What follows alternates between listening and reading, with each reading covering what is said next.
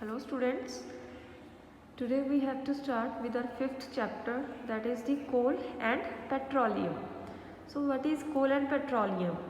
You have learned in your previous classes that coal and petroleum both are the natural resources that we are going to obtain from the nature. Clear? So in this chapter we have to read about these two in detail. Clear? So let's start. We use various materials for our basic needs. Clear? To survive on earth we are using various things or various materials. Some of them are found in nature and some have been made by human efforts. There are many things which we are taking as it is from nature. For example, we are breathing clear oxygen. For the process of respiration we are taking as it is from nature. We are not having any need to made it by ourselves. Clear? And some efforts have been made by the human beings, like electricity. This is the human's invention. Clear? Or electrical gadgets that we are operating today. Clear? All are man-made. So now the next activity, make a list of various materials used by us in daily life and classify them as natural and man-made. So this is the homework that you have to once done by yourself, and afterwards if you are having any problem then I can explain it. Roughly idea I am giving you. Naturally occurring materials are like, I can take the example here, coal, clear, or air and trees. These are automatically growing. And afterwards man-made, the things which we have to made, like in class the benches on which you are sitting, that are man-made. Clear? Or pen, pencils that you are using. I am having pencil in my hand. This is not as it is present in the nature. Clear? So this is made by human beings. So does this list include air, water, soil and minerals? And since all these are obtained from the nature, they are called the natural resources. So definitely I can add air, water, soil and minerals, and these all are present in the nature. So since all these are obtained from nature and they are called natural resources. Clear? Next the question comes to our mind whenever we are taking the name of the natural resources, that can we use all our natural resources forever? We can expect that we can use our natural resources forever. No, if we are not making the limit of our use or not taking care to avoid the wastage of the natural resources or extra usage of the natural resources, then that day will come very soon when we will have lack of these type of the natural resources. Clear? And we have to look for the other alternatives. So it's better we will stop the extra usage. Clear? Now next, can air, water and soil be exhausted by human activities? You have already studied about water in your previous class. Is water a limitless resource?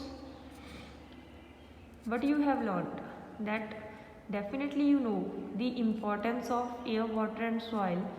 Clear? And how at present the quality of air is getting affected, that will adversely affecting our health also, and water levels are also falling down, which will again creating the conditions of the droughts in some areas, even in our country also. Basically in Rajasthan you most often read about the news is that in certain areas there is the droughts. So in the light of the availability of the various resources in nature, the natural resources can be broadly classified into two kinds. So basically we can classify the natural resources into the two types, that is the inexhaustible natural resources and exhaustible natural resources. Clear? So inexhaustible natural resources are resources, these resources are present in unlimited quantity in nature and are not likely to be exhausted by human activities. Examples are sunlight and air. Clear? So basically sunlight and air.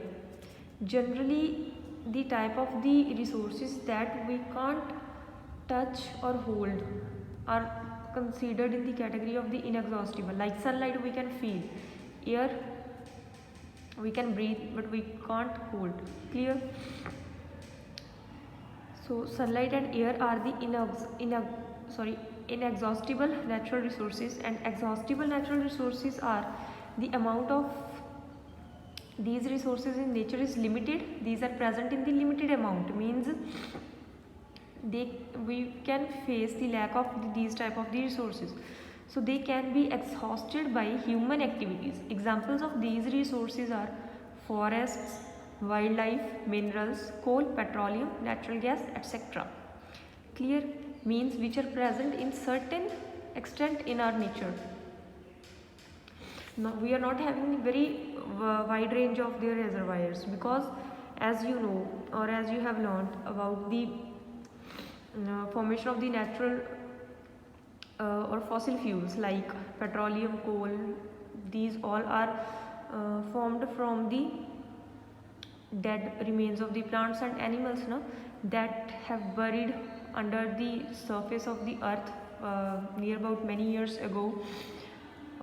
So then there is the formation of these type of the resources, and after burying, when they got buried under the surface of the earth, then the different types of the slowly reactions are going on which will convert them into the coal and petroleum. Clear? So their process of their formation is very long one, so it is not easy to prepare them in few years. Millions of years are required, thousands of years are required for the formation of these type of the resources. So that's why we are considering them in the category of the exhaustible natural resources. Clear? And next is the activity 5.2. Basically this is a group activity. Take some containers, fill them with popcorn, peanuts, roasted gram, toffees. Divide students into groups of 7 each. Clear? You have to divide the students in groups, and you have to take the eatables like peanuts, popcorns in different containers. Further divide each group into 3 subgroups. You have taken the group of the 7 students, now you have to divide them in the 3 subgroups according to their ages, or by labeling them as A, B, C, containing 1, 2 and 4 students. Clear? Now label them as first, second and third generation respectively. This is the first generation, this is second, and this is the third generation. Clear? In first generation only 1 student, in second 2, and in third generation we are having the 4 students. Clear? So these subgroups represent the consumers. Clear? Consumers means which has to take the eatables that we have taken in the containers. Clear? As the population is growing, second and third generation have larger number of the consumers. With increase in population, their consumption of the eatables definitely going to increase, and put 1 full container for each group on a table. For each group I have to put 1 container. Ask consumers of the first generation from each group to consume eatables from the container of their group, and then now ask the second generation consumers from each group to do the same. I have put 1 full container, or you have to put 1 full container of the eatable on a 1 table, okay, in which you are having 3 generations, first, second and third. Firstly first generation has to consume, and then second generation, and then ask the students to observe carefully the availability of the eatables in each container, and if something is left in the container, ask the third generation from each group to consume it. After the consumption of the eatables by first and second group, if something left behind, only then the third generation can take it now or consume it. Now finally observe whether all the consumers of the third generation got the eatables or not. Also observe if anything is still left in any of the containers. So what you have seen from here, if first generation and second generation is not taking care of the natural resources properly, then the upcoming generations will face the danger of the lack of these type of the resources. Clear? Here you have taken the example of the eatables, or you have understood with the example of the eatables. Assume that the eatables in the container represent the total availability of an exhaustible natural resources like coal, petroleum or natural gas. Clear? So each group may have a different consumption pattern. Are the earlier generation of any group too greedy? It may be that the earlier generations in the same group were concerned about the coming generations and left something for them. Clear? So first, our earlier generations have to take care that they have to left something for the upcoming generations so they can use it. Clear? So in this chapter we will learn about some exhaustible natural resources like coal, petroleum and natural gas. These were formed from the dead remains of the living organisms, as you have learnt in your previous classes also, that how fossil fuels are going to be formed or exhaustible natural resources are going to be formed. Firstly, what is the definition of exhaustible natural resources? The type of the resources which are present in the limited stock in our nature or on this earth. Clear? Because it takes too many years or millions of years for the formation of these type of the resources. So these are all known as the fossil fuels. Clear? Now firstly we will start with the coal. I hope you all have understood the concept of the exhaustible natural resources. These are the type of the resources which are present in the limited extent, and examples are coal, petroleum and natural gas, and how these are formed in our nature, that these are formed from the dead remains of the living organisms, and these are also known as the fossil fuels. Clear? And now we will start with the coal. What is coal? You may have seen coal or heard about it. It is as hard as a stone and is black in color. Clear? Coal is very hard and black in color. In figure you can watch it very clearly. Coal is one of the fuels used to cook food. We can use the coal for the cooking. Earlier it was used in the railway engines to produce steam to run the engines. In previous times, most often rail engines need coal to produce steam for the running of the engines. It is also used in thermal power plants to produce electricity. For production of the electricity also coal is used as a fuel. Clear? And coal is also used as a fuel in various industries even today. Clear? In thermal power plants also the usage of coal is up to the greater extent. And now, what is the story of coal? Where do we get coal from and how is it formed? How coal is formed and from where we have obtained it. About 300 million years ago, the earth had a dense forest in low-lying wetland areas. Clear? In low-lying areas on the surface of the earth, there are very dense forests. So due to the natural processes like flooding, these forests got buried under the soil. When these forests, which are already present in the low-lying wetland areas, are got buried under the surface of the soil from the upper side areas, as more soil deposited over these forests, they were compressed. They will be fully compressed, and then the temperature also rose as they sank deeper and deeper.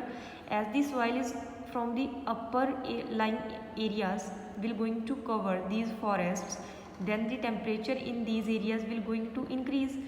Clear? And pressure also increased.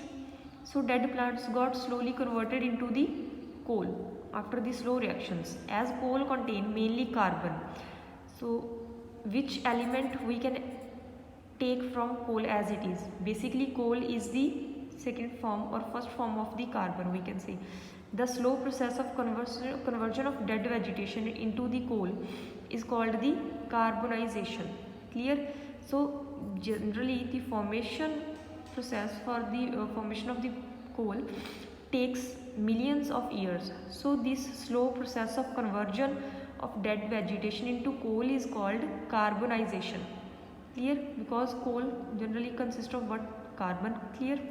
So this process of conversion of dead vegetation or dead remains of plants will going to result into the formation of the coal, and this process is called carbonization. Since it was formed from the remains of the vegetation, coal is also called a fossil fuel. Clear? So in next figure there is the picture which shows the coal mine, from where we can extract the coal from this mine. So when heated in air, coal burns and produces mainly carbon dioxide, because coal contain carbon. Clear? And when carbon going to react with air, it will going to react with oxygen. Okay, on combustion it will going to produce carbon dioxide gas. So coal is processed in industries to get some useful products such as coke, coal tar and coal gas. So what are the other products that we can obtain from the coal after the process of process of extraction of coal? So the other products that we can extract from coal we will read out in our next video lecture. Till then, understood this concept completely. Thank you.